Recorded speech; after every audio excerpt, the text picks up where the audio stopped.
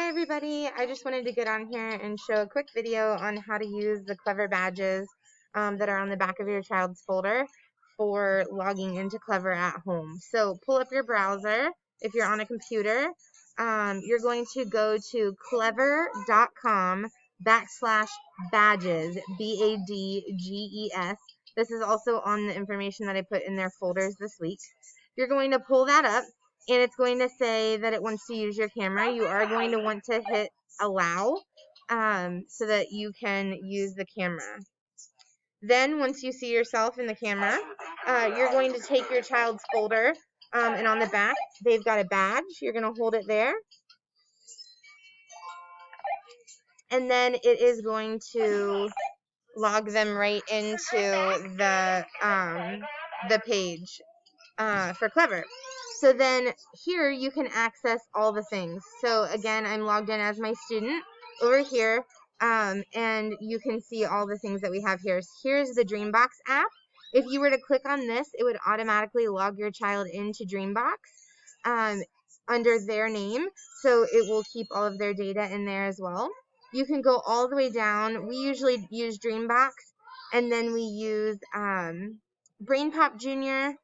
We also can use Epic, and then one of the main ones that we're going to be using is reading the Learning A to Z app, and this is going to take you to where we do our leveled readers to keep from having lots of germs. We're going back and forth between school and home.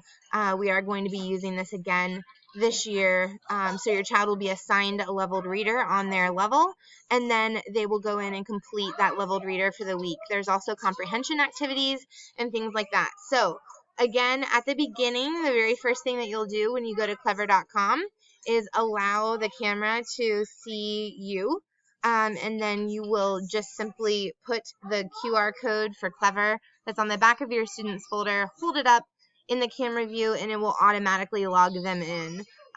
These QR codes only work if you already have Clever downloaded.